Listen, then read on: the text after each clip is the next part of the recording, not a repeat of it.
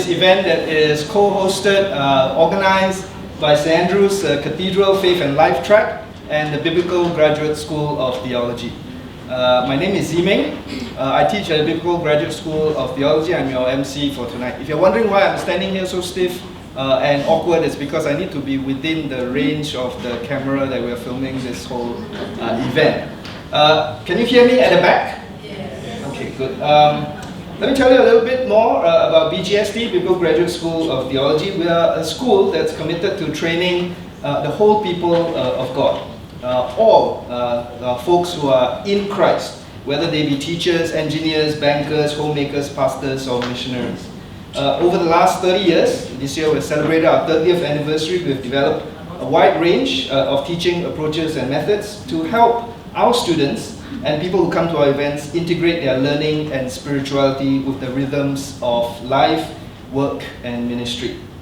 Our vision is that all Christians grow in Christ-likeness and live out their calling to fulfill God's creative and redemptive purposes in church and in the marketplace.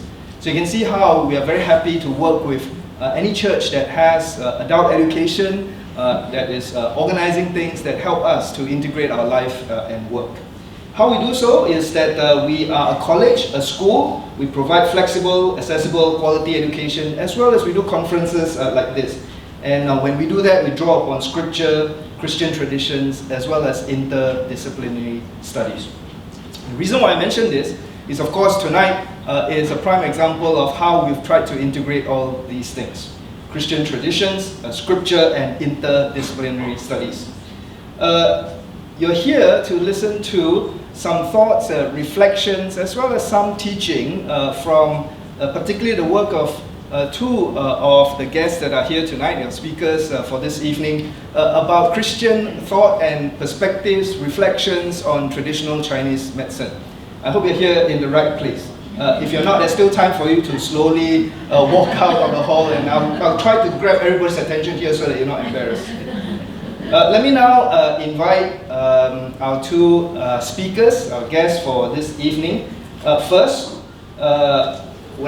this is what's going to happen when I finish describing his bio. Then I'll ask them to come up and sit with me up here in the front.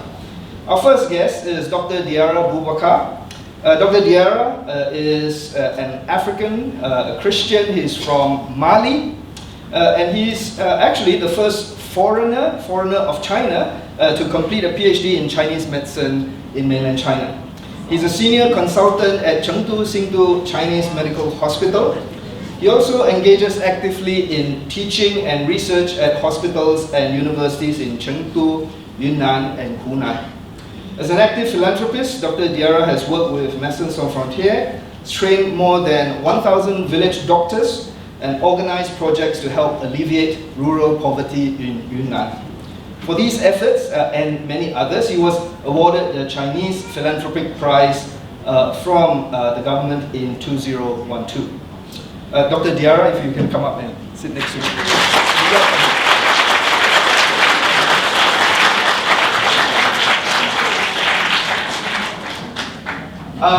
Our next guest, the next speaker, is my colleague, my principal, Dr. Lai Pak Wah. He is principal and lecturer of Church History and Historical Theology at BGST.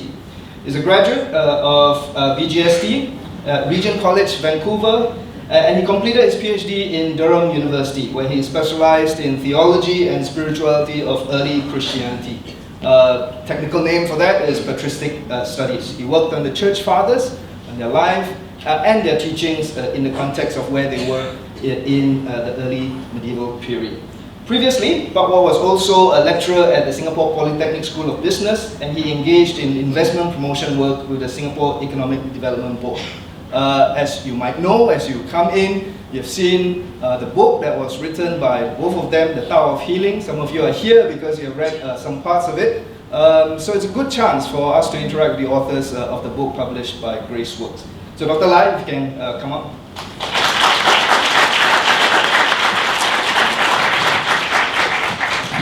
Well, yeah. Okay, so we are all here interested to find out about traditional Chinese medicine. It's going to take the form of an extended interview. Let me tell you what's going to happen this evening. So it's an extended interview. We'll all be seated up here in front. I know the stage is a bit low, so I'm sorry for those at the back. You can hear our voices.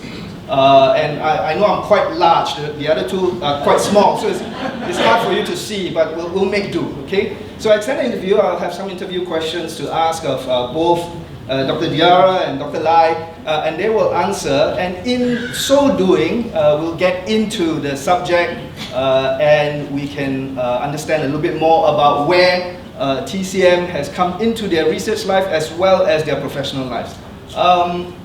Then after roughly about, I think, an hour, maybe less, depending on how quickly we go through those questions, we'll have an open time of Q&A from the floor. Mic is set up over there. So if you have burning questions, do write them down along the way as the interview goes on. And if you want to ask, you can take the mic later on. So that's basically the program for this evening. Is that okay? Okay, so I'm going to sit down now. Let me pray, represent all of you and lead you all in prayer for this evening's session. Shall we pray? Our God, you are a great God, and in the scriptures you are known as a God of healing. You bring us to healing for those of us who are sick, whether spiritually or physically or mentally. And in the final day you will restore all of us to that wonderful state in which all of us are flourishing in good health, spiritual and physical. So today, this evening, we ask that you send your Spirit to guide us as we talk about this subject, which sometimes has caused so much disagreement amongst Christians, as well as a subject that's worthy of us thinking through, because you have made the world, you have given us knowledge, and you've made our minds to be able to understand the wonderful world that you have made, so that your people can help each other flourish. So we ask for your presence. We pray this in Jesus' name. Amen.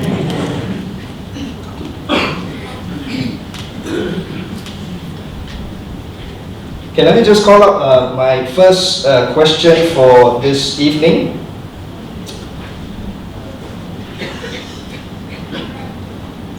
And this is for Dr. Diarra. Now, for those of you who don't know, Dr. Diarra can understand English, but actually his his first languages are French, Mali, and Mandarin Chinese. So one of the reasons why Dr. Lai is in front of me here is that because I have returned all my Chinese to my teacher after I finished my A-levels. So unfortunately that's the case with me, but Dr. Lai has not, and he's a Chinese high boy.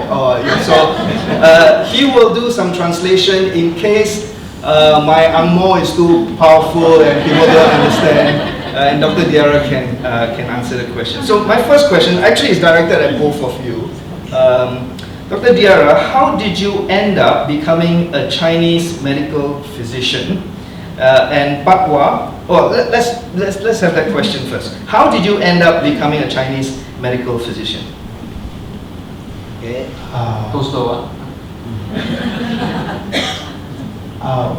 各位好。Good evening. 我是1984年到中国的。In 1984, I went to China. 我到中国的原因是因为拿了一个奖学金。I was given a scholarship 去中国。to study in China. 但是呢，我拿这个中国的奖学金之前的话，我是拿了去欧洲的奖学金。Before this scholarship, I was given the opportunity to go to Europe on scholarship too. 去欧洲去学习西医。To learn modern medicine. 但是呢，我拿到了这个以后呢，自己一点感觉都没有。But when I got a European scholarship, I didn't feel any desire to go. 后来我就决定去把这个奖学金退掉了。So he returned the scholarship. 所以我就退的时候呢，我们的教育部以为是不是这个人是不是有问题 When I did that, the Ministry of Education thought that I was mad. 到时候很多人努力为了得这个奖学金，你有了免费的，结果呢你现在就不要了。Lots of people want it. You got a free one. Why did you discard it? 那我放弃了，他们说那你不要，我们给别人。 So I'll give it to someone else. 那过了几天以后，突然我的一个同学就来告诉我说，哎，他们在找些年轻的人去中国。 A few days later, a friend told him that they're looking for people to go to China. 啊，我当时就好像突然就兴奋起来了。 He got excited. 但是中国我不了解啊， I have no idea what's China. 但是呢，我还是去提供了我的申请书。 So he applied. 然后呢，最后就来。这个故事呢，我不知道今天可能时间不一定允许讲那么多，但是呢，最后的话，我就来到北京，也还是为了学习。 So he arrived in Beijing to study modern medicine.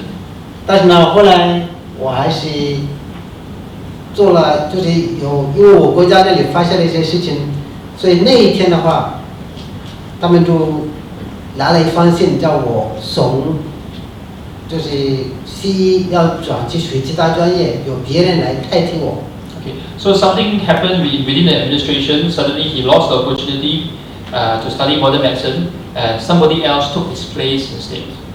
后来我说不行，要么我就回去，要么我还是学西医。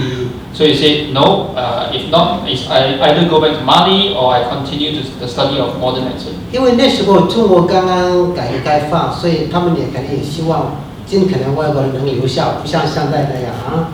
So in those days, China just opened up and would like whoever foreigners that they invite will stay and not just go back. 所以当我在做这个决定的时候，我也有弟兄姊妹也为我祷告。我很清楚，就有一个声音跟我说：“中医也是医学，中医也是医学，两色。” So when he was deliberating, praying with his brothers and sisters in Christ who prayed for him, he heard a voice in French. Yeah. In French, saying that Chinese medicine is also medicine. Chinese medicine is also medicine. OK， 我说那我就跟我的大师说，我说 OK， 我要学中医。他说哇，学中医？ So he told the embassy that I would like to study Chinese medicine, and the ambassador was shocked. 说你懂中医吗？我说我懂。你了解吗？我不了解。Do you know what China is? No. Do you know what is it all about? No, I don't 他 know. 说不行，我要跟国家还有中国政府商量，看行不行。 He said, no, I need to discuss with the Mali government and the Chinese 他 government. 说你回去休息，明天再告诉我你的决定。 Go back, take a rest, and then come back with me on your final decision. 我第二天早上我还是去找他，我说想好了，还是中医。 So he said the same thing the next day. 所以他就问中国政府，他要学中医可以，但是不能在北京，我们把你送到广州去，行吗？我说 OK，no problem。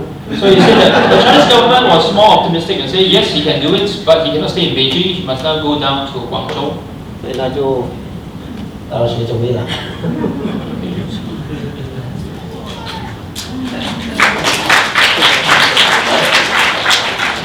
Well, this is the thank you, Dr. Diarra. This is my parallel question to Pawa. How did you become interested in TCM, in traditional Chinese medicine? I mean, your training has been in supply chain management initially, and then theology, and then patristic studies in particular, John Chrysostom, so the early church fathers. How does TCM fit into all this? Well, I suppose since young, because I come from a very Chinese family, my mother was a Chinese teacher, my father graduated from Nanyang University, the original Nanyang, not the one I graduated from. And so it's quite Chinese upbringing. In terms of the food that we eat, it sort of follows some TCM principles. So we eat bird nests, and we are told, no, when you eat durian, you cannot take alcohol. Nobody ever bothered to try the experiment, but we just believe in that. But of course, I didn't go to Chinese doctors. No, but when I was an adult and got married and had a child, my son had quite severe eczema, and so we heard that there was a TCM doctor who actually could adjust bones. So it's more of a bone adjustment doctor. And by adjusting his spine, gradually his eczema, basically his scoliosis, and by straightening his spine, his eczema recovered. So that's the first time I see that while a non-drug therapy can actually work marvelous for something that a dermatologist can't really resolve. So that got me interested in the journey.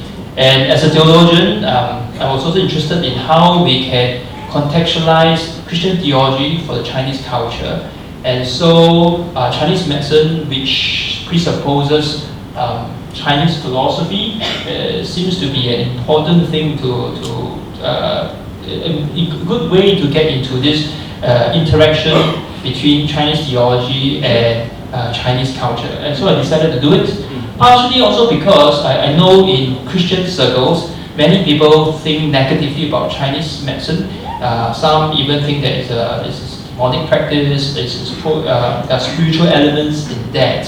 Now, if you are from an English educated background, that doesn't seem to matter a lot. But coming from someone, as I said, I came from Chinese High, if you are of the Chinese intellectual, those people who read 早报, non-Christians, they will be very offended that we demonize their rich Chinese cultural tradition. So there's apologetic requirement. So if it is really true, then we should abstain. But if it's not true, we have created a stumbling block to non-Christians, which is absolutely unnecessary. So this problem has to be resolved. Thank you, Papa. That's really interesting. We'll talk about some of these issues later on. But here's the next question, and this is for Dr. Diarra. I understand you were born to a family of doctors, of healers. Your father is the head of a local hospital, and then you also studied modern medicine for 1-2 years, and then eventually, as you told us earlier, you took up TCM in China. So you have modern medical background. So how did you feel when you encountered the theories, the diagnostics, the therapies of TCM? So as someone who has some background in modern or Western medicine, how did you feel when you first encountered all this in TCM? 确实，中医跟西医呢，说有这两个医学呢，是体系、理论体系，确实是完全不一样。Well, the theoretical framework of both medical traditions are really different from one another. 所以我开始学中医的时候，也确实也有了一些，好像跟我以前学西医的完全是不一样的。现在看起来呢，好像还有矛盾的。So initially he found it very difficult to learn Chinese medicine because the Chinese medical theory seems to contradict modern medical theories. 但是呢，也有一些东西，我觉得是很有意思，甚至呢，可能这些理论一直到现在，我们西医也还没解释的，但是中医就可以解释出来。But he also found some of the Chinese medical ideas very interesting, which doesn't feature in modern medical theory, but there's something that perhaps the modern medical field can explore. 我举一个简单的一个例子。Let me give you an example. 比方说，我们学西医的时候，或者我们读过书的，关于学那个解剖，西医会告诉我们，心脏呢，它就是一个泵，是不是？ Well, in modern anatomical studies, it will describe the heart as basically a pump for blood. 它没有其他功能。There's no other functions. 有吗？这里有没有解剖医生可以补充的？ Okay, anybody here who can supplement? Yeah. 但是中医呢，也认为心脏呢也是有这个泵的功能。So Chinese medicine also believes that the heart is a pump for blood. 但是呢，他还说心主神明。所谓的心主神明呢，就是说我们人的所有的思维、我们的感情、我们的情感，这个是由心脏来控制的。但是西医会说这是大脑控制的。As you may expect, it's a bit harder. In Chinese medicine, they say that the heart governs the shen, which is like the soul, and your posture. So your whole emotional state is also governed by the heart. And so this idea is absent from modern medicine. 但是呢，我相信我们坐在这里的信主的，我从来没听说过一个人祷告，主啊，我用大脑爱你。So, but I know that when we pray to God, we never say that Lord, I love you with all my brains. 有这样的说法吗？我们怎么说呢？主， Instead, we pray, I love you with all my heart. 所以这个 heart 不是说那个泵， So it doesn't refer to the pump. 这个心跟主耶稣说的心就是这个意思。 So the Judeo-Christian understanding of the heart seems to be more similar with that of Chinese medicine. 你要补充吗？ 不是no need.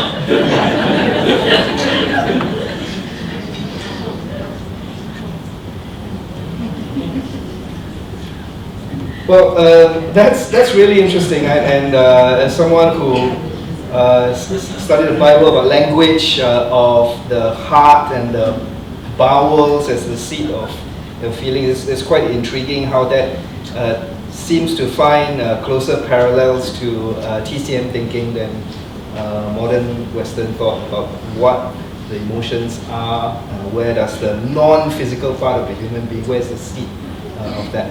Really interesting and worth some reflection, interdisciplinary studies. My next question for Pakwa, so here's getting to it. How should a Christian think theologically about TCM, or maybe about medicine in general? How should we think about it? I mean, all of us, we have seen doctors. Some of us maybe see them too often. Rather not. But how do we think theologically about this whole idea of medicine and TCM in particular? Do you want to say something about that? Well, first of all, we need to reflect on what is the role of medicine in our lives. So medicine comes because we are sick. And why do we fall sick? If you just trace it all the way to origins, it's the fault of Adam and Eve. They fell, and so whole humanity died. And so entropy kicks in, decay kicks in. Every civilization, every humankind falls ill. And from what we can observe, since the beginning, since Egyptian days, the Babylonian days, we have had medicine in every tradition. And so the question is, does God affirms this use of medical traditions, medicine? And it's quite clear from the scriptures that there are indications that Paul speaks of Luke as his beloved physician, right? So at least, Luke's vocation is affirmed by Paul, and therefore by deduction, doctoring medicine is affirmed. You also have Paul telling Timothy that you should take some wine. I suppose Timothy is not Methodist. So it was Anglican. And so as to fix his stomach. So you do know that they know some medical therapies, but we don't know what kind of medical theories they use. It's only until the 4th century in my area, the church fathers, where we know that the church Christians and non-Christians use Hippocratic Galenic medicine, which is basically Greek medicine. And then that will continue to reign in the Western world right until the mid-19th century. And so what we then see is that Christians use a medical tradition that was basically built on Greek philosophy, and they see no difficulty with that.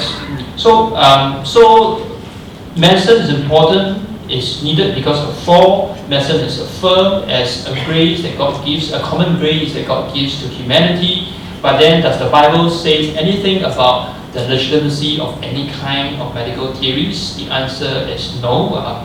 If you want to find out more, of course the book is outside. But there's more important thing. There are, I think, 2 principles that we need to have in order to evaluate the legitimacy, the validity of any medical tradition. Number 1 is that we need to believe that in Genesis 1, God created all things to be good. And then when you look at how Paul talks about food, he always says that food is created good, and with prayer and blessing, you can partake it wholeheartedly.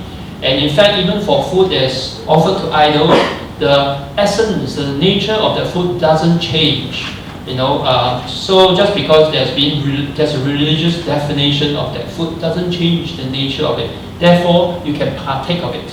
Now, you only cannot partake foods in the religious context when you go to the pagan temples. But the issue there is not about food. The issue there is about participation in religious worship. So, which means from here, we can say that even with the fall, the food that we partake is still good. Neither Satan nor the fall of humanity can affect the goodness of that food. And by transposition, we can look at humanity and want to say that our human nature, our body, physiological structure, and so on, doesn't change because of the fall. Yes, we start to die, we lose the immortality that God has invested to us, but the human nature is still the same, which is why when our Lord was incarnated, He didn't put on Kryptonian humanity, He put on the same humanity as us.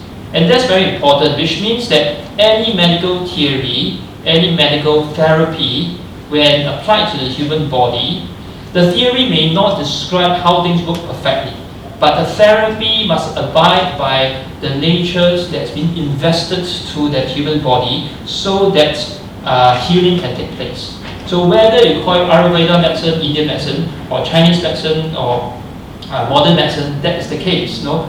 If these therapies violate that physiological, the human nature that God has invested to us, the person will fall ill, the person will die. So you must abide by the nature that God invested to us. And so if a therapy abides by that nature and healing takes place, the glory must go to God and not to whichever medical traditions that it comes from. That's point number one. Point number two is that if God is the God of law and the nature He gives us must therefore be abiding to some laws that you can oftentimes assess by experimentation, by the use of mathematics, which means that some kind of experimentation is needed to assess the validity of a certain drug. Now this doesn't mean that you must always abide by what modern medicine calls random controlled double-blind clinical trials, because that only appeared from the 1940s, actually the 1960s onwards. But human beings are smarter since the Babylonian times. You treat 1,000 people, they all die by the same therapy, you know that doesn't work. You treat another 2,000 people recover, you know that's something to this. And so which is why I have a coronal friend, a doctor friend who is also one of our students, who says that TCM is basically a centuries-old clinical trial, no? But instead of using rats, you use human beings. So these two principles must govern. It must abide by the nature that God has given us. And number two, it must be validated by experimentation. And so by deduction, therefore, any those treatments where you burn a yellow paper, mix in water, and you drink it, that's not going to work, because that's clearly spiritual. That's clearly you cannot do a clinical trial of that. Likewise, healing that you call upon deities to come and heal, even if healing takes place, that's still spiritual healing. The issue is, I think I'll stop here. Yes. Okay. The issue is in Chinese medicine, medical tradition, in fact, any non-Western medical traditions, they tend to put together secular and religious healing. And that's when the trouble starts, because all this is mixed together. And you look at it in a non-Western medical tradition, you tend to say, there are religious aspects of that, so the whole tradition should be thrown out. But actually, no. In the case of Chinese medicine, we can thank God for the Communist Party of China, because they are so anti-religion, they secularized away all the religious element of Chinese medicine, and so they modernized it. So whichever TCM clinic you go to now, especially with certification of course, it's secular Chinese medicine. There's nothing religious about that. In mainland China, that's what you're saying, right? Everywhere, in Singapore too, yeah. 要补充吗？要补充的话，就是我就是那一天说的，比方说我们多去爱喝茶，是不是啊？爱喝茶的人有吗？Anybody who likes to drink tea? Okay. 中国的茶，你们最喜欢喝什么茶呢？热茶。有没有人他爱喝铁观音呢？你不要以为铁观音。那你不应该喝铁观音啊！如果你是个基督徒啊。是不是啊？ Because she's a foreign deity name, he's not Christian. But that doesn't change the nature of the green tea. 其实铁观音就是个好茶，你跟他说这个是没关系 So 的。 whatever name you give to it, it doesn't really matter. Thank you. I really appreciate a very strong affirmation that food is good. So that's my takeaway. I'm going to tell my wife. Particularly in Singapore. Yeah, that's right. Dr. Diarra, the development history, and we've touched a little bit upon this already, of TCM is 2,000 plus years. And of which the most significant periods are the Han, the Song, and the PRC eras. So, would you be able to help us along by giving you an overview of some of the key developments in these periods? So, from 3rd century BC to 2nd century, and then maybe the 10th, 11th century, and then the 20th century. What are some of the key elements that we should be aware of? 对，我想呢，接着就是刚才包括弟兄他所说的，就是我们需要了解一下这个，确实要了解一下这个中医的背景，它的历史，你要知道哪些东西是怎么来的，哪些东西是属于中医的，哪些东西不属于的。It's important to understand, first of all, the background, the historical origins of Chinese medicine, so as to discern what can we agree with it and what we should disagree with. 整个中医的话，差不多有4000多年的历史了 The whole history of Chinese medicine about 4,000 但是 years. 呢，有几个年龄阶段的话，对中医的发展是非常非常有用的，非常重要的。There are a few eras that's very, very important. 第一个呢，就是他刚才说一个汉代， The first is Han Dynasty, which is 200 BC 对 to 200 AD. 到2006之前到2022年的样子。 So from the Emperor Qin, after Emperor Qin, right through Romance of Three Kingdoms. Right? Yeah. 所以在这个年龄阶段呢，有很多的一些哲学的思想啊，比方说儒家呀、道教啊，都开始兴起。那这些思想的兴起呢，也影响到了那个，就是也开始有人要把这个印在中医的里边，加上。So during this period, Han, Confucian philosophy and also Taoism began to flourish and integrate with one another and begin to be incorporated into Chinese medical theory. 加上的话，那一年代也是即将的发现，所以呢，有开始记录很多。That's also where paper was invented, so there's more written records of Chinese medical. 所以那时候在中国的话，有中医的历史上有2本书非常有意思的出现，一个是叫做《神农本草经》，还有一个是《伤寒论》。Okay, there are 2 important books that were written during that period. The first is 神农本草经, which is the 你们都听说过神农尝百草，是不是？ the herbal manual of 神农 and also cold disorders 伤寒论。对，神农本草呢，它有记载了360个药，正好你学习的话，一天一个药就1年了。So 神农本草 there are 360 different herbs recorded inside. 那以后呢有伤寒论，所以这2本书呢，对中医的发展呢，以后的发展起了非常重要的作用。接着的话就来了这个，就是宋代。Okay, so these 2 books are very important for the development of Chinese medical theory. And then from there we skip 1,000 years to Song Dynasty. For those who are martial arts novel lovers, this is the what's that? 射雕英雄传, the Condor Heroes period. 那在这个宋代的时候呢，也是比较兴起的，因为那时候的话，有几个皇帝呢，也对医比较兴趣的，姓赵的。Okay, so there's the first few emperors of the Song Dynasty by the surname of Zhao. They were personally interested in medicine and they practiced Chinese medicine. 对，所以呢，他们组织了，重新把宋代就是以前的那些医书全部都就重新把它总结一下，重新把它编写以后呢，甚至呢可能把一些的，就是有一些就是有一些宗教的一些东西呢，有一些东西就弄掉。So these introduced the exercise of collating Chinese medical manuals and edited them, and through this process, some of the religious elements was removed. 所以那时候就是经过14年来写了一本书，叫做太平盛会方，这个是这本书经过14年写的。这个里头呢，是算是比全世界是比较早的一个国家，就是来带领他的就是知识分子来总结，就是前人的医学的知识，这是世界上最早的一本。Out of this editorial and research process, they managed to author a new typing, which is heavenly peace, right? Medical manual typing. 圣会方。圣会方 typing manual of wisdom. No.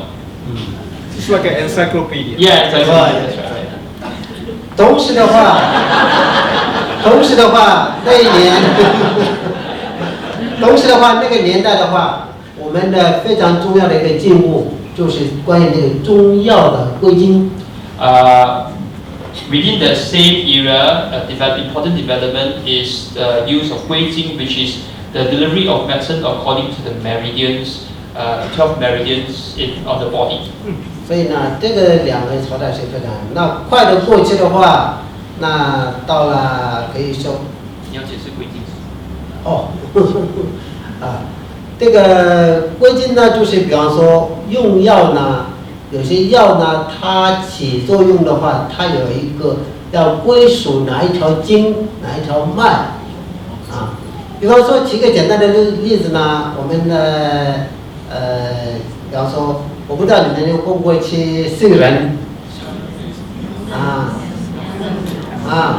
那杏仁呢，就是说它是归肺经的，所以呢，它对就是一些润肺甚至可以止咳平常有很好的作用。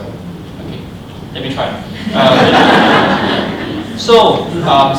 The belief here is certain medicine works very well and flows through very well to particular meridians to reach particular organs. So, for example, almond is good for treating the lungs. So, it works through the lung meridian, it hits the lungs, and you can improve your cough and strengthen the lungs.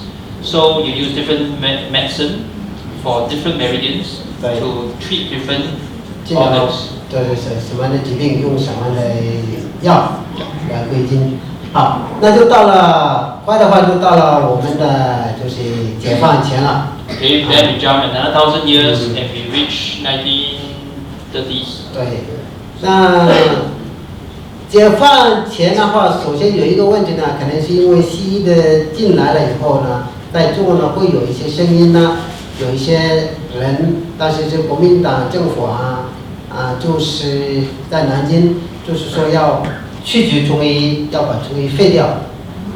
Okay, in 1930s, because of the introduction of modern medicine into China, there were people, particularly of the Kuomintang.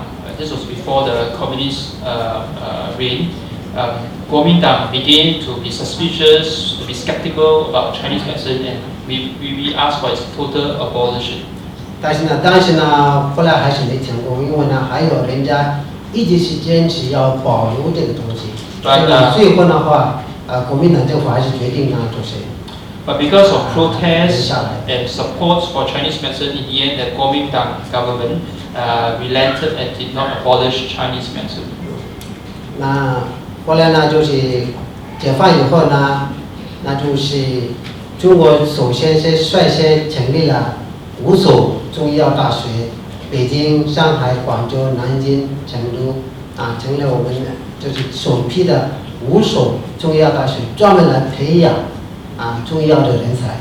Okay, so after the communist takeover, the communist government then established 5 important TCM hospitals. With this, there's in Chengdu, Shanghai, Beijing, Guangzhou, and Nanjing. 5大门派。对。Yeah. 以后呢，就是在那个同时的话，也成立了一个中医科学院、中医研究院。So Chinese R&D center was also established. 那你们所知道的那个屠呦呦就是来自这个中医研究院。So Tu Youyou, the winner of the Nobel Prize, recently came from this Chinese R&D center, TCM R&D center. 所以这是简单的背水。如果想了解更多近代的话，我想你们可以通过新闻媒体可以了解。对，对。在我们的书里头也更详细的可以看看。One of the questions I'm sure, and this is, I'm going off script a little bit because now I'm curious. So maybe as a non-expert in this, I can represent you in asking the question. So I can understand some of what Western medicine might call pharmacology, so the different herbs and how that might help.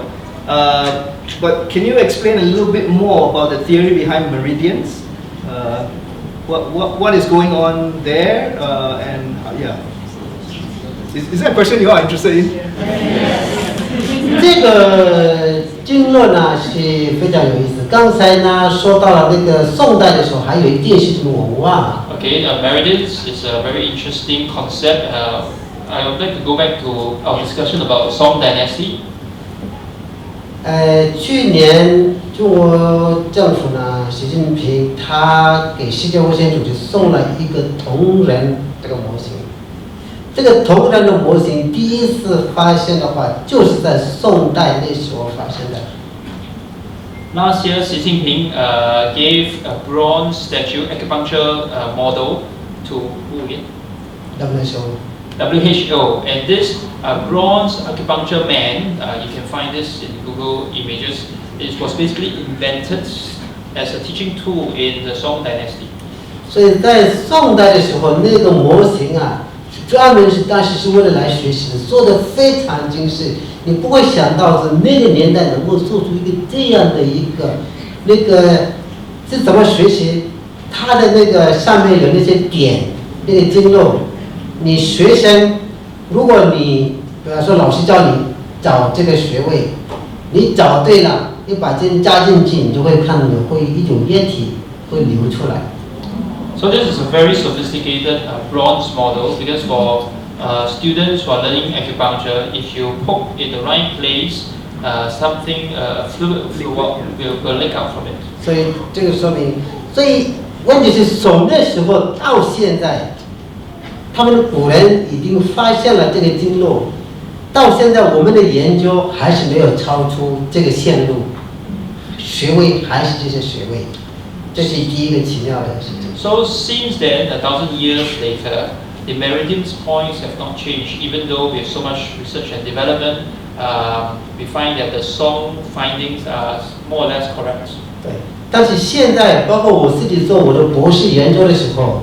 我当时是做在心包经上面，我们可以通过一些现代的一些仪器测量那个电阻这里有没有搞物理的？我也不知道电阻英文怎么说。我也不知道。So he was doing his doctoral research. Doing the doctoral research about the heart meridians, 心包经上 the covering over the heart, and they were trying to look at the electrical pulses that runs through the meridians. 电阻呢是什么意思呢？它有一个仪器呢，这个你拿那个机器来设计，比方说这里一个负，你放在那个穴位上面，你看那个电阻就很大。Resistance, right? OK， 谢谢Thank you very much. Is that crowdsourcing for information? 但是呢，如果你放在那个地方不是穴位，你看电阻很低。Okay, so if you put the tester on the meridian point, that has high electrical resistance. But if you put on the non-acupuncture point, the resistance drops. 所以现在一直到现在已经是证明的，那个呢完全它的走向就是跟宋代的那时候的那个是一样的。And those meridian points that has been discovered by such experiments cohere with the findings of the Song Dynasty. 所以经络呢，它不是神经。So meridians is not the nerve system. 它不是血管。It's not the blood vascular system. 有60%的穴位比较靠近大神经，但是呢，它不是在神经上。About 60% of the acupuncture points are very near to the nerve system, but it's not part of the nerve system. 我们也做过一些实验，你把，比方说这个截肢全部都弄掉，只留下骨头，神经没有，血管没有，什么都没有，只留下骨头。你在上面扎针或者下面扎针的话，可以传感。So they have done a strange experiment. 肯定受不了神经。Where let me describe this for you. Where you take out the nerves, you take out what else? 就是比方说一个动物的大腿这里，把全部都就剩下一个骨头。Okay, this is an animal's experiment. 对。Sorry, my mind went wild. I was imagining this thing. Okay, so the animal experiment, when they took out the bones, took out the nerve system, left the bones and the nerve system. Thank you very much. 还是会传。And when they poke the acupuncture point, the effect still comes out. 你把骨头拿掉了，留下血管，也一样的会传。Okay, take away the bone, just the blood vessels remaining, the meridian effect still. 你留下血管也会传。Take away the blood vessels, the meridian effect still takes 那你 place. 全部都断了就没有了。But if everything is severe, of course you get no effect. 所以是什么东西，我们医学现在不知道。So now you can check phenomena. We're not too sure what is the scientific theory behind this. So there's empirical evidence that we can explain. Thank you. That is fascinating. So seems to be very close to the nervous system, but it's not exactly it, right? And then you have all, and it seems to work even when you try to isolate to either the bone or the flesh or the circulatory system. So anyway, fascinating. Okay, so this is a question for both of you. Maybe Bawa can answer this first. So in your view, what are the common misconceptions about TCM among Christians? Well, I think oftentimes because the TCM philosophical foundations is based on yin yang, qi and wu xing, and all these philosophical metaphors, I would put it this way, are often used not only in Chinese culture but by the Taoists, by the Confucians, and so by association, people then say that this metaphor, since they are used by other religions, they must be religious, and therefore Christians cannot use that. But a lot of people who make such claims have not studied sinology, which is the academic study of Chinese studies, properly. So the claims, unfortunately, are usually out of ignorance than real knowledge. If you study these philosophical metaphors, basically what they are looking at yin and yang are basically a way of talking about the relationship between two parties. So if you are colder than me, you are yin, I'm yang. If I'm colder than you, I'm yin, you are yang. So it's just talking about relative relationships. But then if you talk about qi, it's well the fanti, the Chinese traditional character of qi, there's a rise, there's a mi zi underneath that. It's basically talking about the steam that's swirling on top of the bowl of rice. For the qi enables you to then say between A and B, how do we affect each other? Okay, how is the flow like? Is it fast? Is it regular? Is it erratic? Is it flowing in the wrong direction? So qi allows you to talk about that. Then wu xing 5 phases is to allow you to talk about if you are the 3 different phases. It's allow me to say that I am opposed to him, but I complement him. He is maybe complementing him. So it basically allows you, it's an ancient way of talking about system dynamics theory. Well, this supply chain background. So how do you talk about a systemic network of dots affecting each other? Basically, well, you use yin yang to talk about relationship between 2 dots. You talk about qi in terms of how they affect one another, and you talk about wu xing, how different dots affect, oppose, complement each other. It's something like, well, to use supply chain analogy, when you procure all the different parts and then they go through Flextronics manufacturing plant, and then it reaches a retail store and reaches you. This whole supply chain, all the different materials. A screw is not a LCD screen. A semiconductor remains a semiconductor. So when we want to talk how well is the flow, you're not talking about a screw becoming a screen or becoming a chip. You're talking about how well do these things come together, combine to form the phone and flow out to the customer. So you can talk about the qi of the supply chain, about yin and yang supply chain. I mean, whether they are balanced. If they are not balanced, you run out of stock. If they are too overbalanced, you have excess stock. And then demand forecasting says that they oppose one another. No, if there's over forecast, you buy too much, the whole supply chain goes whack. So you can literally talk about supply chain in yin yang theory if you want to. It's because there's nothing religious about it. It's just a way of organizing relational information. So once you understand this, it becomes less threatening. 我说一个就是简单的话，就是让你们要明白。Give a simple example. 这个阴阳学说，这个学说啊，它出来的绝对是比中医晚。Came out later than Chinese medicine. 你们刚才我不是跟你们说了吗？在汉代的时候，跟人家那个哲学思想就开始出现影响，所以它的这个理论的完全的形成。也就是在汉代的时候写的比较全的，所以呢，中医的，你说神农尝百草啊，或者什么，或者更早以前呢，那个《黄帝内经》或者更早一下，就是首先先有，记住，先有这个医术，才有这个理论，不是理论比那个术要早，这个是没有的。最早的祖先呢，他们先懂得怎么样艾灸啊，怎么样掐呀，怎么样碰火啊，就知道哎呀这里舒服了，碰石头就觉得哎呀这里舒服了。先有这些东西，以后才有这个理论。所以这个阴阳理论，你不要因为这个阴阳的理论就觉得中医，或者这个气的人就觉得这个中医是不属灵的。Observation. Okay. Yes. A supplementary point that he wants to make is that in the historical development of Chinese medicine, yin yang theory came in much later. So the therapies were discovered first empirically. You know, people you get hit here and then, or you get poked and suddenly discover there's some elevation of the pain and so on. So you have a whole host of therapies. You discover many different drugs.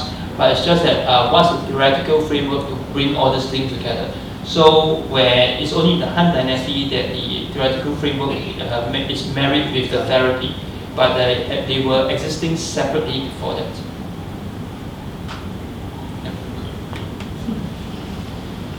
Just to maybe push this further a little bit, this is my question. So it looks like so observation precedes the kind of theory behind it.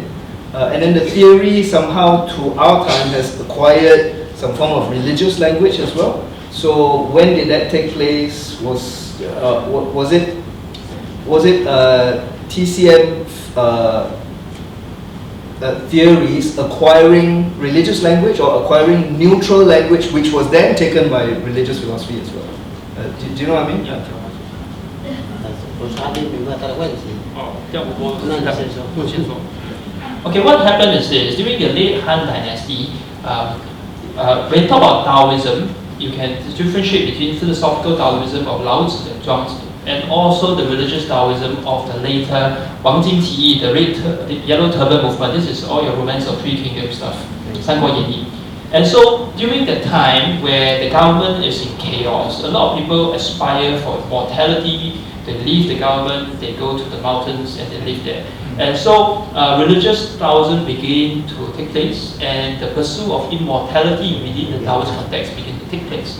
Now, if you want to be immortal, what's the first thing you must at least have? Health, right? So if you are sick, you can't be immortal. So so there's a vested interest in learning medicine. Though not all religious Taoists like medicine, many of them do, and once they do, they become very good practitioners of the tradition, which is why after the late Han Dynasty, you have this a lot of Taoists being good TCM practitioners, but they were users. It's just that if someone is from another religion, he uses Panadol, doesn't mean that Panadol is religious. But if he becomes a salesman of Panadol, it still doesn't mean that Panadol is religious. But because of historical development and because of our first Christian theologians were Western, they couldn't differentiate between the two, and so they start to say that TCM is religious. And of course, if you are Taoist or Buddhist, you will use Chinese medicine as a form of charity work, and so that further fosters or marry the relationship, but the two can be decoupled. Yeah. Basically, it's saying that which came first, the religious impact or the secular impact? 还有补充吗？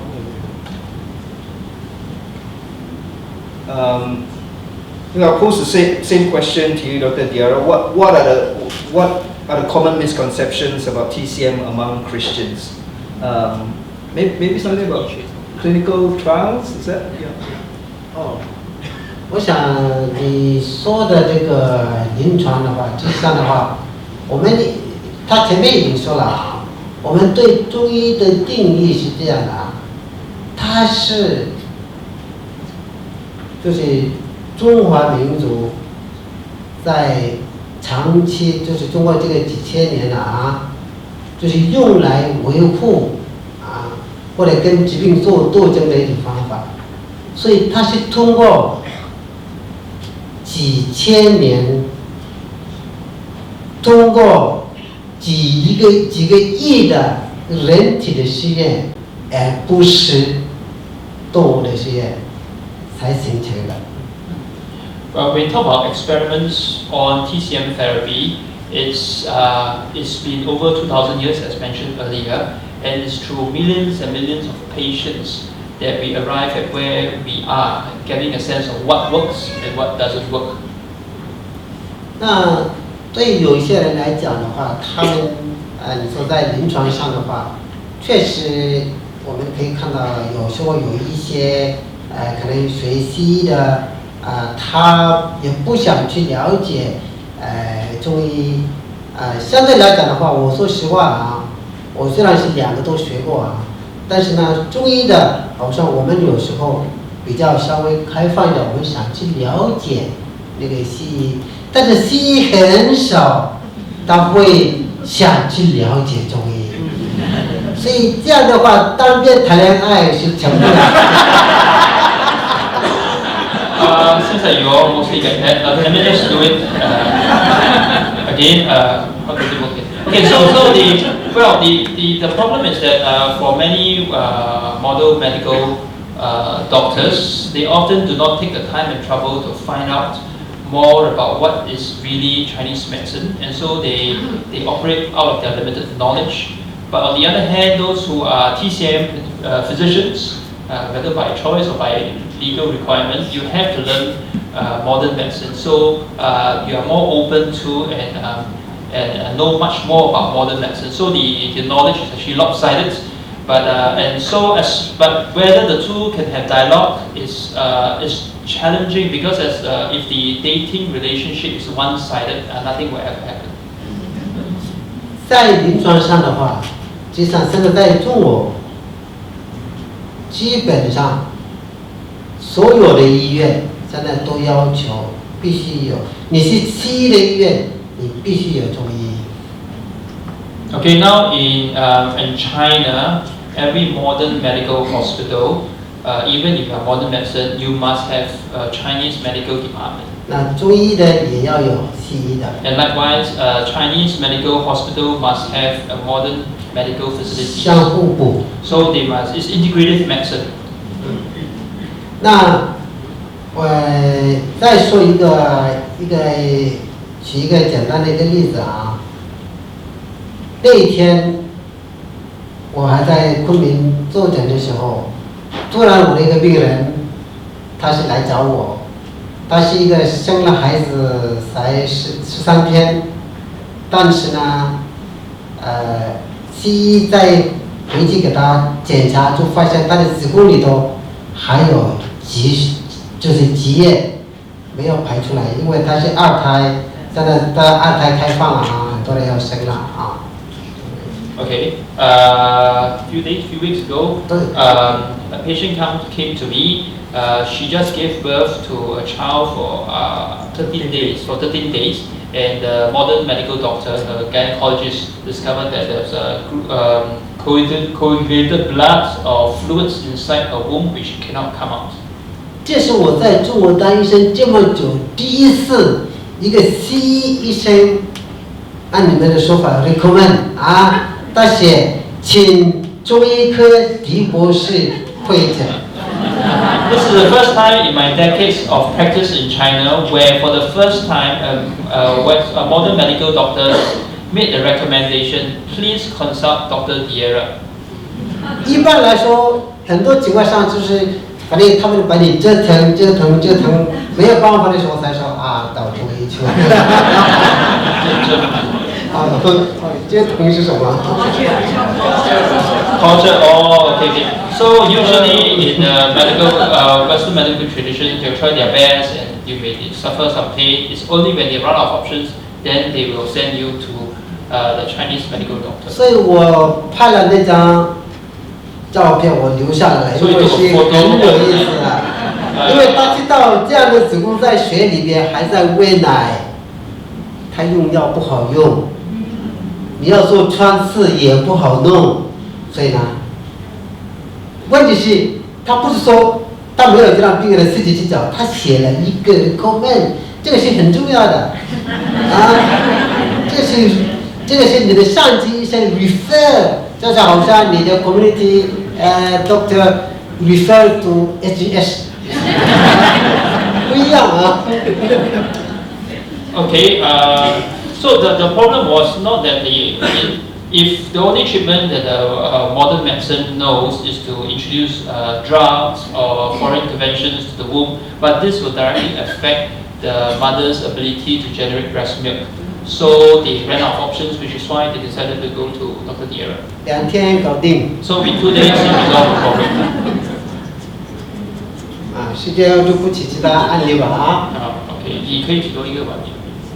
还可以再说一个啊。OK， 跟我一起来学就是西医的，从哪里来的？有一个是学妇产科的。I have a friend who came to me in 1984 to learn modern medicine. He is a gynecologist. 但是他特别讨厌那个中医。He hates Chinese medicine. 他觉得中医就是邪的，不好。He thinks that it's voodoo, like money voodoo. 对。那我们回去的时候，有一次他碰到了一个病人，也是一个孕妇，3个多月了。马里。Oh, when he went back to Mali, he met a pregnant woman. 对。打嗝 3 months. 对。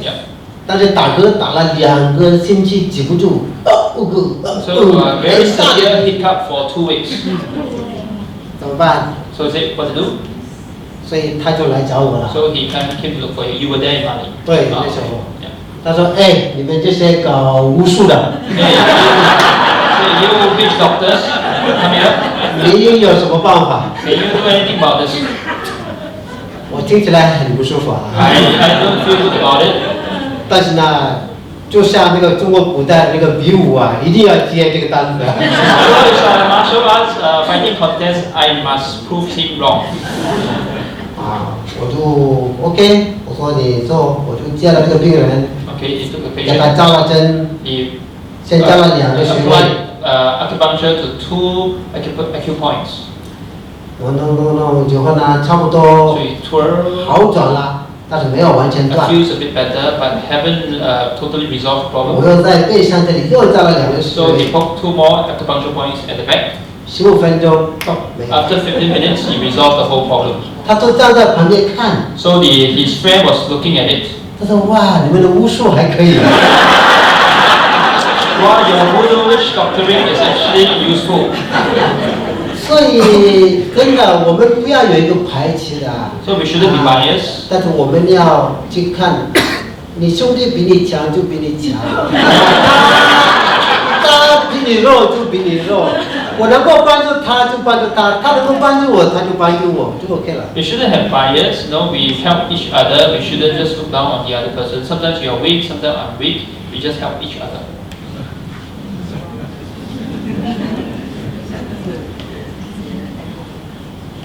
Dr. Diarra, you have practiced more than 30 years. You've treated more than 600,000 patients.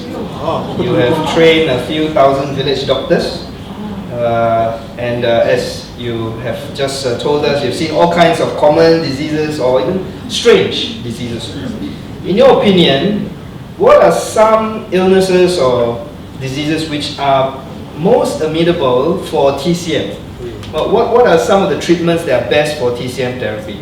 Is TCM better than Western medicine in these cases? Can you give us some examples? 这个的话，如果有西医的话，肯定要打我了啊。Okay, maybe well, 不一样啊。我刚才说了，就是这两个医学呢各有各的优势。Okay, both medical traditions have their strengths. 这个你必须承认，你 You 不能 must 说 confirm that. 你作为一个的话，就是你怎么样，你就是什么都能够做的。You cannot claim to be all superior. 那中医有它的优势，有它的不足的地方；西医也有它的优势，有它的不足的地 Both 方。 medical traditions have their strengths and weaknesses. 那我先说一些中医的非常可以说就是可以说更先进、更高明的一些东西。 So I can just pinpoint a few aspects of TCM that's way more advanced.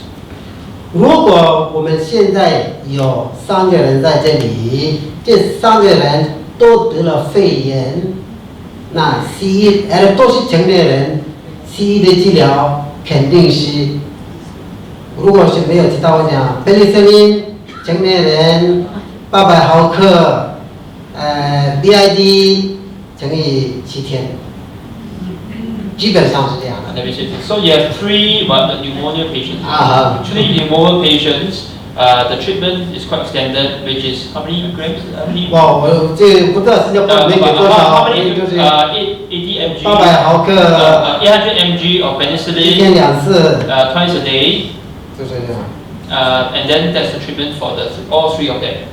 但是如果这个3个去来讲中医， But if the 3 of them comes to a TCM doctor, 可能每一个人的方子是不一样。 so every person's medicine will be 西医 personalized. 会觉得哎呀，这个是开玩笑嘛。 So the Western doctor may think that this is a joke.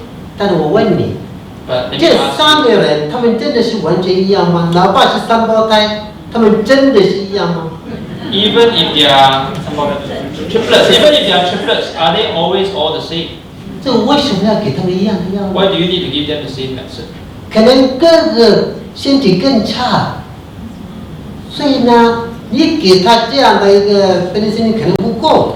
Maybe the elder brother's medicine body is weaker. If you give him the same amount of dosage, it may not be sufficient for him. 所以呢，在《伤寒论》里边，在汉代的时候，张仲景就来了一个辩证论治。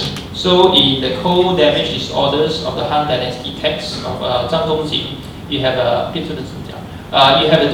differentiation of syndromes. 对，这个病在一个人身上，但是呢，他的表现不一定是跟别人一样。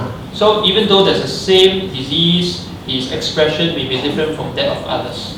我们西医同行，我们有一个叫做 guidelines， 是不是？ So in modern medicine, there are guidelines for 我 treatment. 们跟着 guidelines 走，治疗，病人还是死了。 So you follow the guidelines and treat, and in the end, the patient will die. 但是有一些老医生啊，西医的，他会发现，哎，这个肝脏不对，我在中间这里，我咔嚓换了一个方法，哎，病人活了。 So some more experienced modern medical physicians are smarter and find there's something wrong with the guidelines. So he makes some changes and intervention, and then the patient survives. 这就是辩证论治。 This is basically 所以 differentiation of syndromes. 现在西医讲了一个叫做，我用西医来说的啊，叫 personalized medicine， 是不是？ Okay, so there's now personalized medicine is becoming popular among modern medical field. 他应该是来自相反论呐。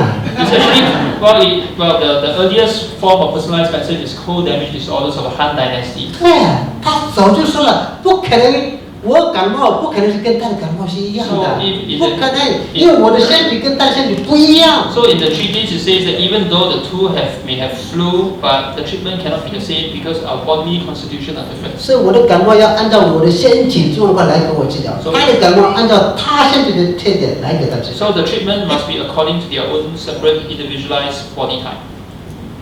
时间还允许可以讲，时间不允许了，我们就下一个吧。Okay lah. Yeah. I'll be a bit naughty and ask, are there particular illnesses for which Western medicine or modern medicine is more advanced or is better at healing? Just flipping the question the other way. Yep. Yeah. 反正我现在是2个医学都学过，但是我现在在我的临床上，基本上是99.9%是用中医。So I've learned both, but in my medical practice, for 99.9% of the time I use Chinese 如果我 medicine. 知道好像新加坡算是比较，我不是很清楚啊。如果我说了，你们可以纠正啊。比较麻烦的疾病的话，应该是差不多跟全世界应该差不多，癌症、心血管，还有糖尿病，什么高血压吧，中风，是不是啊？应该是差不多啊。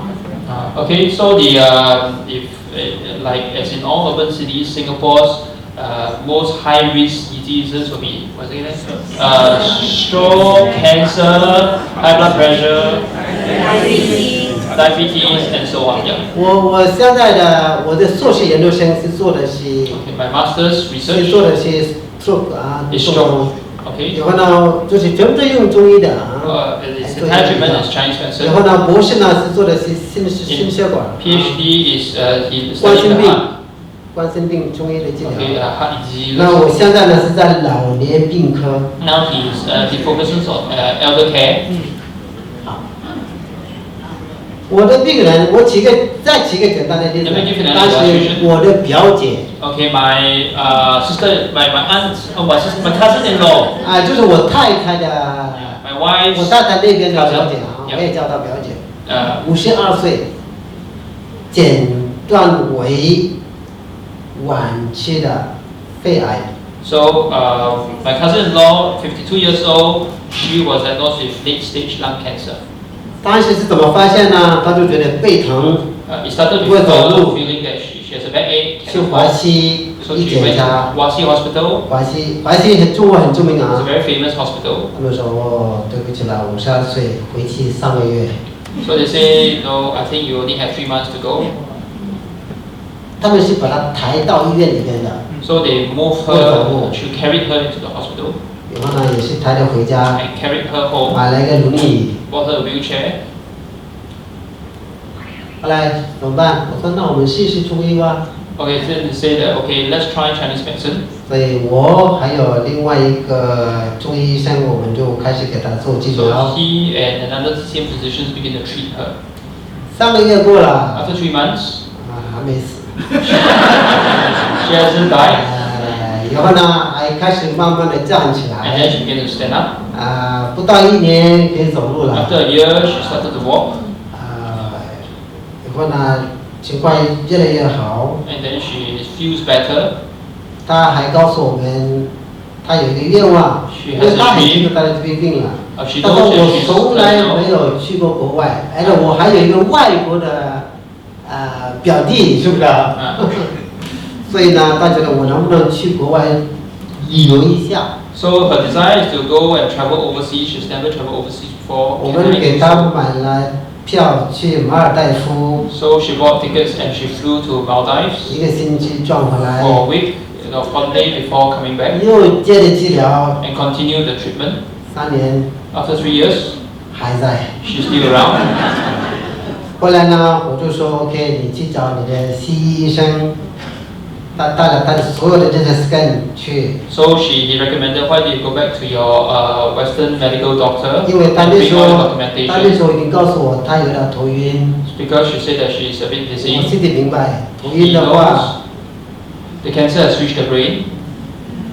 所以他去了，第一线当时不认识，他说不可以，不可能。So the doctor, the resident medical doctor, found it difficult to believe. 他说就是我啦， But I 让他 understood 所有 that 的，你就是我以前的 you 医 said 生 that I would 啊。 die in 3 months. Yeah. 后来那个医生说 OK， 我们做8个 CT， Okay, let's do a CT scan. 那8个 CT 做全身的 scan， 以后呢出来他说哦，你看 You see, 现在转移头脑了 it's 吧？ gone to the brain. 我说是， She said yes. 我们知道已经转头了，但是我们现在要说的，人来你这里，你说3个月，现在3年过了还没死。第二个呢，他现在他已经会走路，现在呢他的生活质量，记住，改变了很多。但是虽然你的肿瘤已经转到他的头脑，他开始眼睛看不见，他最后4年以后呢，他就因为昏迷最后死了。但是他的生活质量绝对比他当时去华西要好得多了，家里人都很高兴，他平安的走了。 So 感谢主。 there are 2 points to bear in mind. Number 1, she was given 3 months to live, and she lived for more than 3 years. The second, which is the most important thing, is her quality of life. When she came for treatment, she was shriveled and couldn't walk, but she managed to walk and travel. And so when she died, it was relatively painless. So her quality of life over 4 years of extended lifespan was much better. 所以我现在告诉我的所有的病人，他来了，因为我也懂西医，我看了你的结果，我说 OK， 你是你的决定，你选择你要用什么治疗方法，我没有，我不推荐给你，你自己选择。你选择中医好，我再告诉你该怎么样。你说你要选择西医好，我再告诉你怎么样。但你先选择。 So it's not a matter of which is better, but he always gives the option to the patient to decide whether you want TCM treatment or you want modern treatment. 但是我会补充一句话：你无论选择什么样的治疗方案，必须配合中医，要不然你死得很惨，死得很快。Okay, and he says that whichever medical medicine that you choose, you must supplement that with Chinese medicine, or else you'll die terribly in great pain. 你想去做手术，去做，再回来找 Surgery, 我。 after surgery, you must come back to me. If you choose surgery, you must still come back to me. Yeah. 对，而且你去看做手术之前的话，我会给你调理。 And then before you go, start surgery, I also prepare you with Chinese medical treatment. 如果你要直接做中医，OK， 欢迎你住进去吧。 If you want Chinese medical treatment straight away, then you can go into the hospital. Yeah.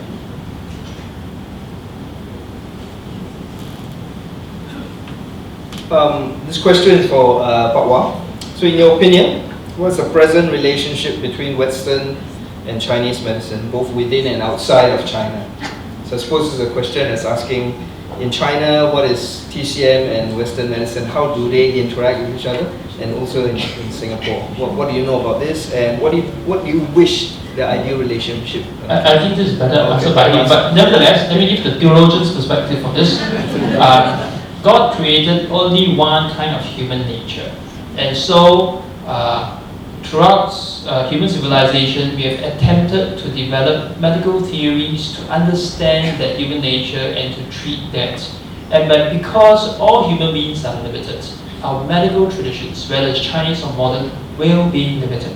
And so we all take on a certain perspective of that nature and try to treat it as best as we can. And so if that's the case, it would be better for the two to combine the strength for each other, and so that for the greater well-being of humanity. That's the theological perspective. Over to you. 中文是怎么说的这个问题呢？中文怎么说哪个问题？你觉得现在中医和西医之间的关系是怎么样呢？是在国内的彼此的关系和国外彼此的关系发展的如何？你觉得在理想之中，他们彼此的关系应该是怎么样的？为了我们的人类的健康， For the health of humanity, 我想呢，真的应该是两个能够你要接受我，要接纳你，你要合理的认识我的长处啊，就是我们说以长补长，不是以长补短啊，以长补长，这样的话可以给人类带更好的就是健康。the two forms of medicine should complement and collaborate with one another so that their strengths can amplify the strengths of each other for the well-being of humanity.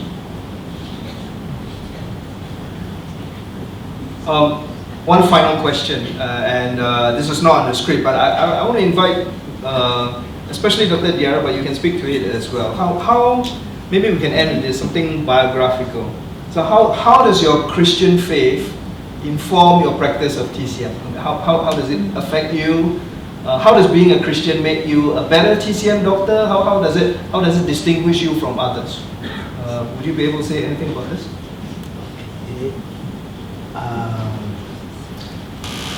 我想呢，既然主要我能够学习中医，我想呢，他肯定当时有他的，就是他的安排，他的旨意在里头的。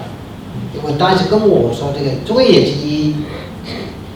So since God arranged for me to learn Chinese medicine, He must have His purposes. For He's the one who spoke in French and tell me that Chinese medicine is also medicine. 我有一件事情我可能要说一点点啊。I need to clarify a little bit. 我第一次来新加坡的话，应该是2003年。Okay, he first came to Singapore in 2003.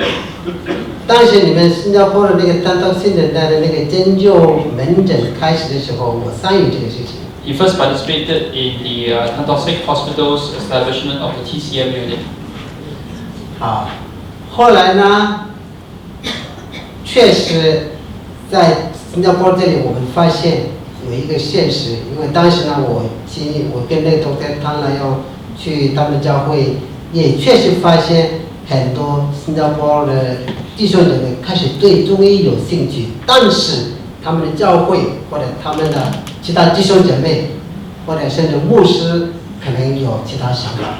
So he discovered that even then that there are many Christians who are interested or in fact have started to use Chinese medical treatment, but there are many fellow Christians or even pastors who disagree with their usage. 所以当时的话很奇妙，2006年就在隔壁，我们一个下午，我们有一个短暂的一个跟几个教会的，我现在记不清楚哪几个教会啊，有几个教会的长老，我们开了一下午，大概半个小时的一个小小的会议。当时呢，他都认为确实我的教会，他在说我的教会也有，我的教会也有，我的教会也有，那怎么办？我们应该想办法让弟兄姐妹能够正确的去了解中医，不说是中医说是邪的，有一些外国的弟兄姐妹，西方的，他写了一些东西关于中医，他自己根本没有去了解中医，他就说中医是邪灵的。所以呢，我说多以后你再帮我翻译。因为你照我的话因为我觉得这个真的是我要感谢主。你看2006年，我跟那个唐来用还有那个教会的长老，我们说了这个事情，他们都同意我们应该做一点事情。但是后来呢，那时候来用跟我还在云南，我们走了以后，这边的长老们也都很忙，这个事情就放弃掉了。但是过了这么多年，感谢主，还是有这个问题。今天还是在St. Andrew这个加上，因为中间的话，神让我能够自己认识包括以后呢，他也感谢主有了这样的一个想法，以后呢又重新把这个东西摆出来，所以这个都是说明神，我们忘记了，神没有忘记，10多年来起在这里。今天的话，又在这里重新上了一个高度。这个不是说是偶然的，你们可能想是偶然的。今天我很兴奋，不是偶然的。2006年我们只有可能不到10个人，长老就在这里1楼，那时候还没有这个，但是今天我们又在这里，今天有接近200个人，我相信神他绝对有他的意思在里头。Okay, let me try. So in 2006, he conducted the first dialogue on TCM, and in that time he was speaking to about 10 church leaders only, and it was here exactly in St. Jude's Cathedral. And at that time, several of the church leaders say, yes, we do have some issues of our church members using Chinese medicine, and we're not too sure how to respond to that. So they all agreed that something needs to be done, perhaps a book to be written. But because he and Nanyong were based in Vietnam, they weren't able to follow up, and so the whole project fizzled out. But what Guerra believes is that even though human beings have forgotten, God has not forgotten.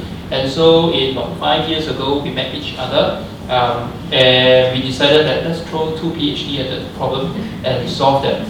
And so we wrote that book. And so after so many years, we came back second round in St. Jude's Cathedral, but this time around we have more than 200 people listening to this talk. And so he firmly believes and convinced that God has a purpose in addressing this issue.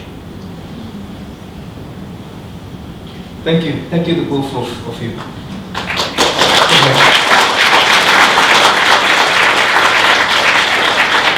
Before we move on to open Q&A session, this is a time for them to relax and 轻松一下. Before we start asking questions, let me just say what we're going to do now. Some of our friends are going to go around with offering. We're going to collect an offering to help us to organize more meetings like this for you, as well as in other churches in Singapore. So Lynn and her team will be going around with an offering bag. The other thing that I want to tell you about is that we have a friend, Wendy Wong, who is a visual journaler, and she has been helping BGSC in a few different events to journal the proceedings, what people have been talking about, and some of the questions that have been asked.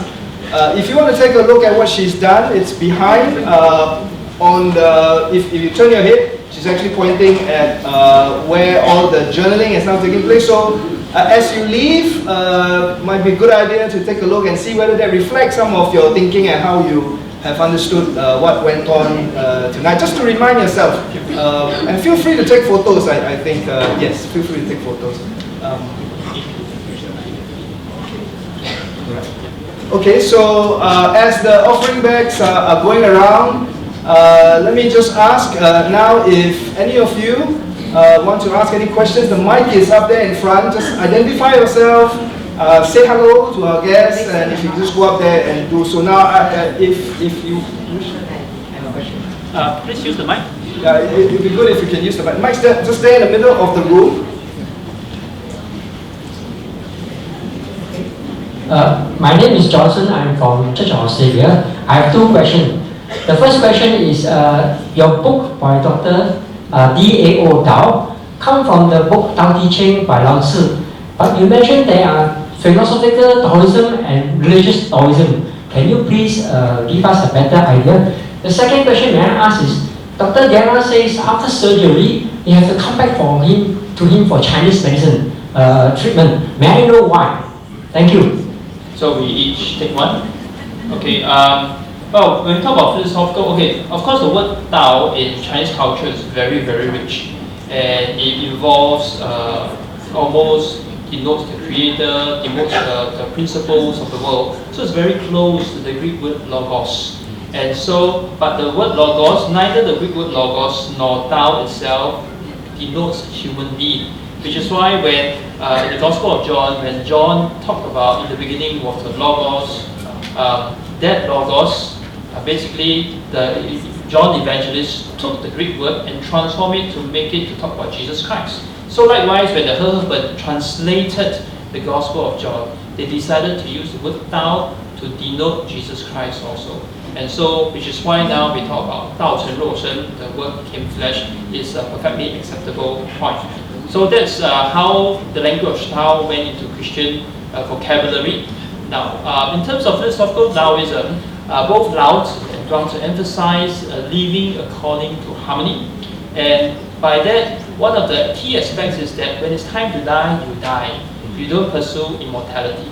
Which is very interesting that in the 2nd century AD, when the religious Taoism really kicked in big time, the emphasis is not believing in harmony with the Tao and dying at your own timing, but to live on forever. So this is the paradox that you get in religious Taoism.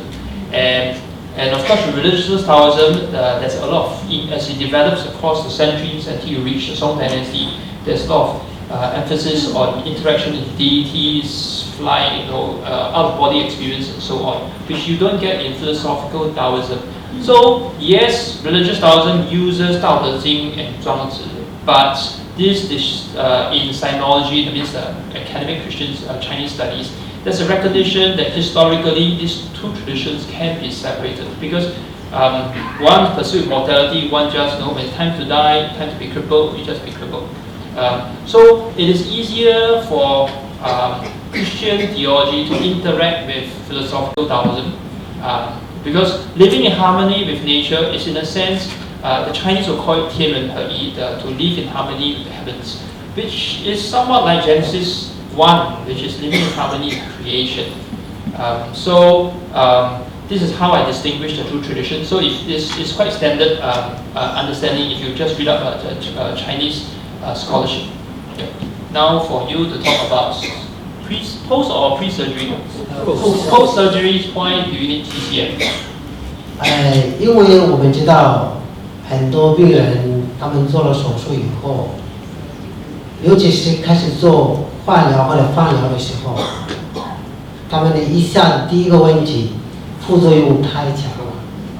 有些病人就是因为副作用根本坚持不下去。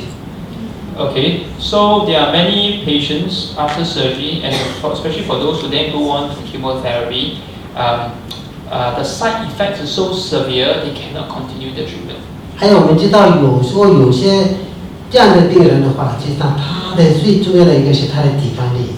但是我们知道，一做那个化疗或者放疗以后呢，癌细胞也杀死了一部分，结果呢，白细胞、红细胞也杀死了。全部都下降了。So the problem is that after you go through therapy, whether it's radiotherapy or chemotherapy, not only the cancer cells die, even the white blood and the red blood cells also die. So the whole immune resistance collapses. 所以我的有些病人来找我的时候，我有一个病人，他的白细胞只有1.9。So some of his patients, the white blood cells is only 1.9. What does that mean compared to normal? 一定是基本上不行的，这样的话基本上要在4接近的 normal is 4 or 5. 1.9 is very, very low. 那我们就要用中医要帮助他了。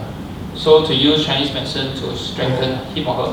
我想说的话，我有一个做了2个乳房的一个女的，她做了手术，做了化疗，但是她今年的5月1号跑了马拉松。So he has a patient who had surgery and chemotherapy of both her breasts, but because of TCM treatment, she recovered sufficiently that in the May that just passed, she ran a marathon. 她虽然不是第1名，但她跑完了。She's not first, but she did finish. 我现在叫我跑马拉松，我可能跑不了。He cannot do a marathon.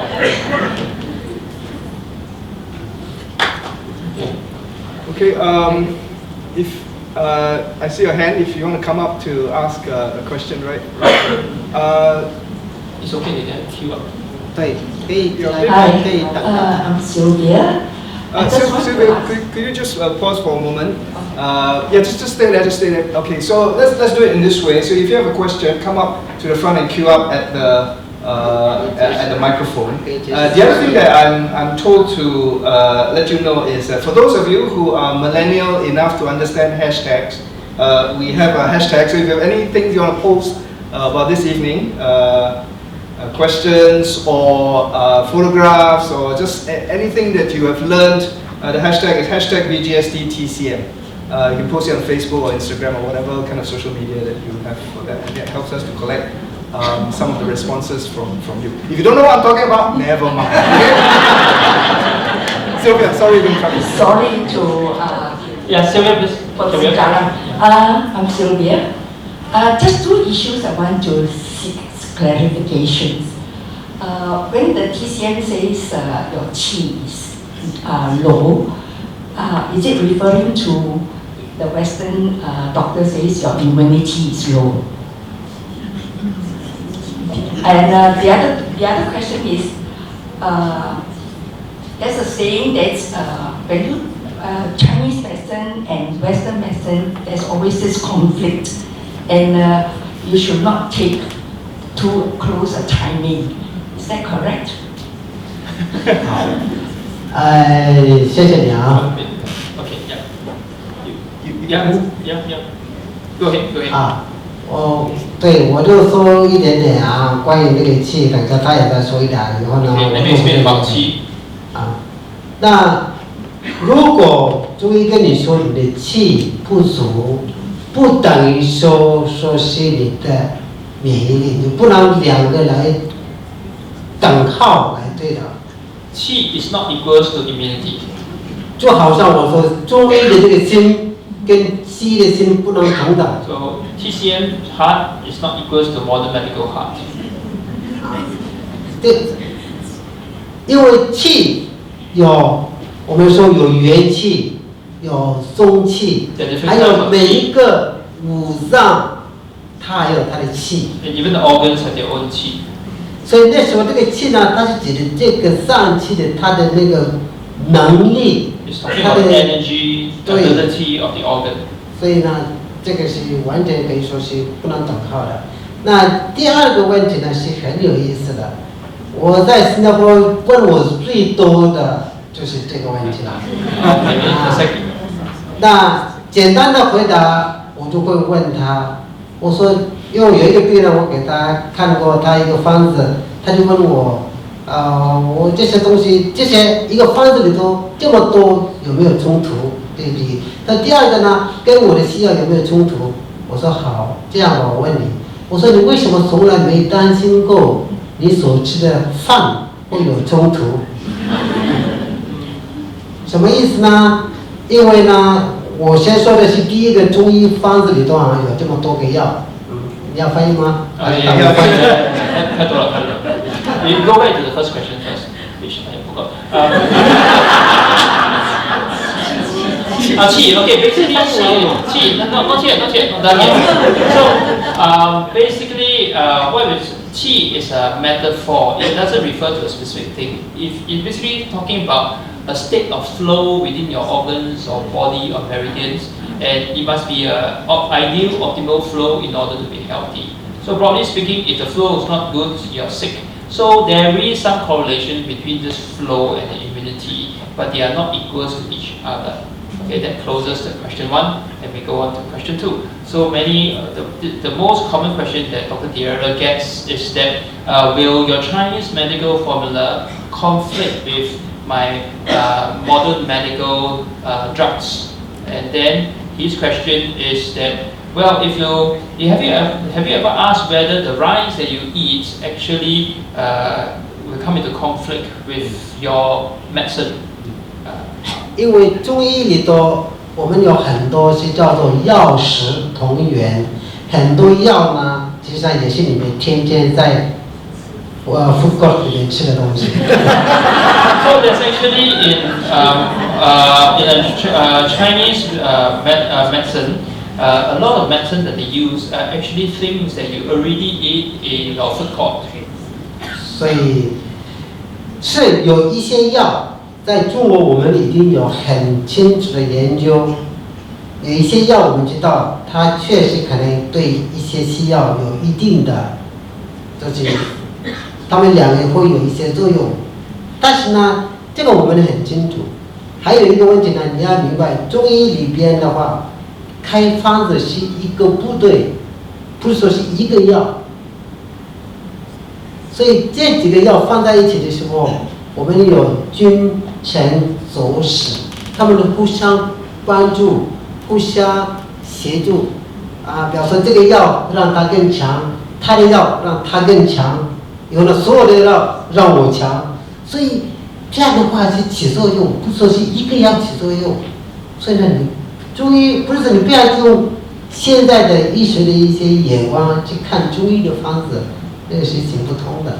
So in China, they have actually studied that yes, indeed, there are in some specific cases, some specific Chinese drugs contradict and come into conflict with some specific modern medical drugs.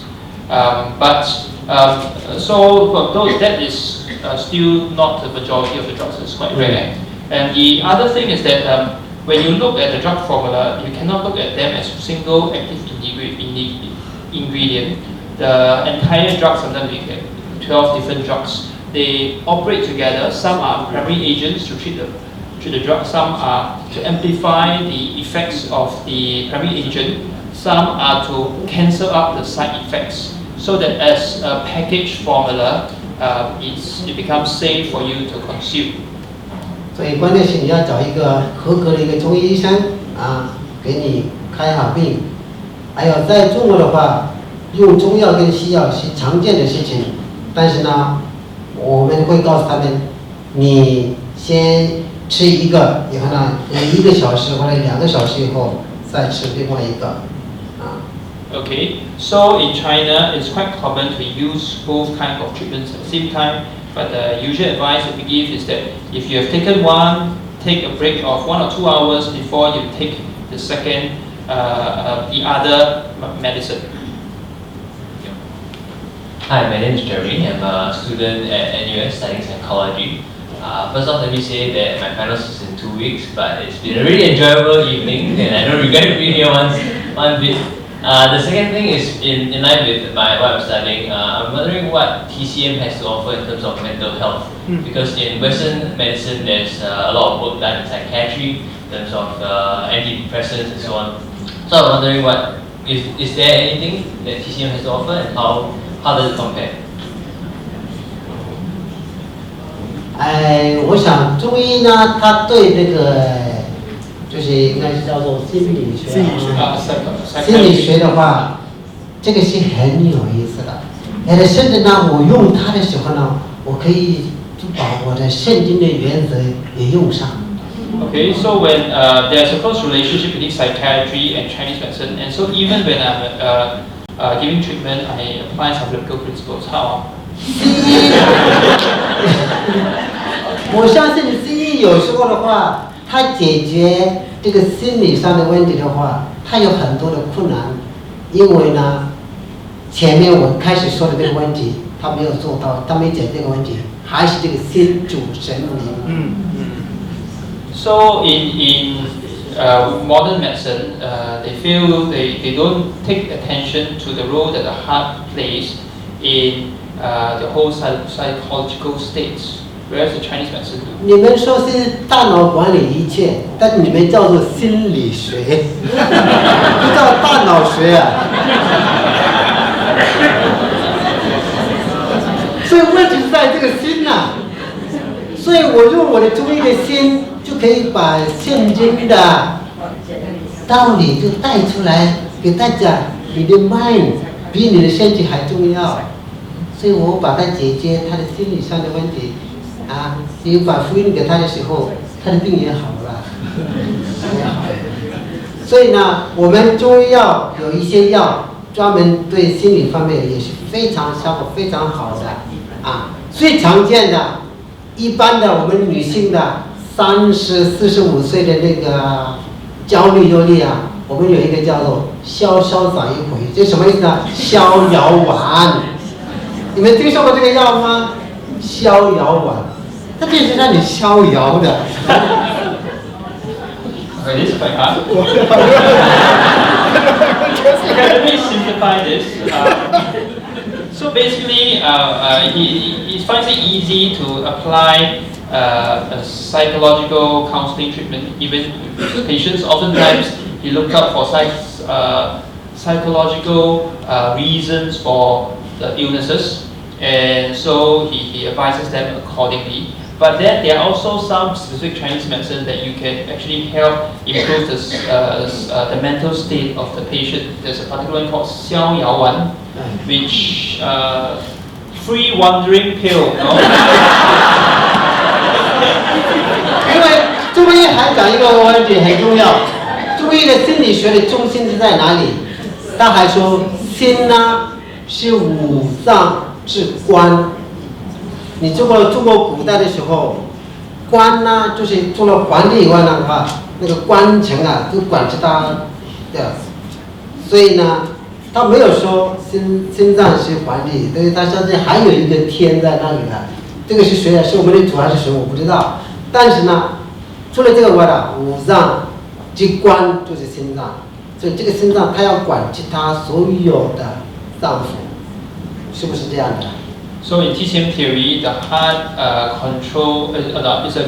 governs the rest of the organs, and so when you treat the heart, it affects the other organs. It also affects your mental state. Okay. Thank you. Okay. First of all, let me say sorry. I think we only have time for one more question. I know you've been standing for a long time, but because the venue closes at 9:30, let me tell you this. For those of you who need to ask questions, I think Dr. Diarra and Batwa will be here or outside, so you can stay on. But we need to honor our agreement. So maybe this question is the last one. I'm so sorry about this. I should have told you earlier, but the wandering pill was so interesting that. I assume it's not made of the same substance that when you fly into Singapore they warn you against, right? Singapore is very strong on this kind of thing. Yeah. So yes, one last question. Okay, I'm Alithia Chan from Church in Singapore Christian Stewards. Yeah, I'm just still wondering about the philosophical roots, and we know that we are first of all Christian before we are Chinese, you know. So I think everything is that we are applying the plumb line of God's word. So I'm just afraid that would it open the door to syncretism? Like if let's say TCM works, but it's based so much on Taoism, which we know is based on an impersonal life force, which is the Qi. It does not point to the person of Christ, and people fall sick because of this harmony of yin and yang. But the Bible says that it's because of sin, which our brother pointed out. So I'm very concerned. Okay, let me address this. Now, what I would like to say is that in my research is in the first 4 centuries of the Church Fathers of Christianity. That's the period where Christian doctrine was formed. And in all cultures, we are both empowered and limited by our language and the philosophical categories of that age. So whether you like it or not, in those times when we talk about how the Father and the Son are of the same essence with the Father, they were basically using Greek philosophical categories to address that. Which means that right from the jump start, Christianity, in order to articulate a more systematic understanding of how everything ties together, we have to adopt the contemporary culture's language. But oftentimes, as we adopt that, we also Christianize it so that Greek culture eventually was Christianized. But because subsequently, in the next 1900 years before it encountered or Indian or Chinese cultures, that was how you do or articulate Christian theology. It became as though it was Christian, but the philosophical categories that they used were basically Greek. Of course, with that kind, and the kind of questions that they sought to answer were the Greeks' understanding of what is life, what are the questions, the deepest questions that the Greeks were asking. So what the Greeks didn't ask, which the Chinese asked, requires answering. And the wonderful thing is, as you look at the Christian scriptures, they actually answer that. Now, when you look at the Chinese philosophy, what I've tried to say is that they are yet again another limited human culture's attempt to organize the phenomena that we see out there. But in a Greek's way, the approach is to fragmentize, cut everything down to the smallest elements. And in modern science, you still do that. You look at DNA, you look at genes, and so on, and understand the dots, and you will understand the big picture. But of course, when you, for those of us who do systems engineering, if you break down the dots, what you lose is the important information of the systems. And which is why you also get, right now, in modern medicine, the move towards a more systematic understanding of the body, which is very complicated because it's a three-body problem in physics terms. Now, in the Chinese side, they prefer to look at relationships, which is why, even in Chinese culture, if you don't sense relationship, they call you an amoti. They call you someone who is so English educated, you can only look at the dots, you can't sense the political dynamics that's in the room. So the Chinese approach towards science has always been looking at relationship systemic impact. So yin-yang is but a concept of that. So the emphasis is that just because it's being used by Taoists doesn't mean it is intrinsically religious. It's just a scientific language. But because we are so trained in modern science, it looks strange to us. But if we take the pain to understand it philosophically and see how the metaphors work up together, which is why in the book I had a chapter on cognitive linguistics to look at how it operates, qi, the language of qi and yin-yang, operates on a linguistic level to shape our packaging of knowledge. Once you understand that is no longer religious language. Then you understand that the so-called clash between modern and Chinese medicine is not between two religions, but between two organization systems that humanity has developed for their appropriate culture. Okay.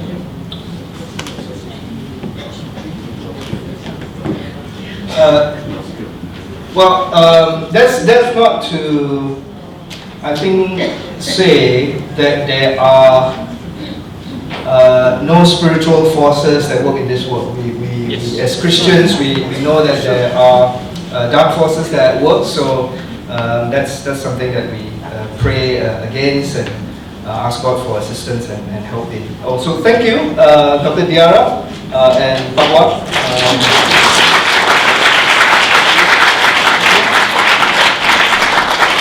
Thanks for joining us this evening. I'm sure many of you still have further questions. I think Dr. Diarra and Paul will be happy to answer some of them.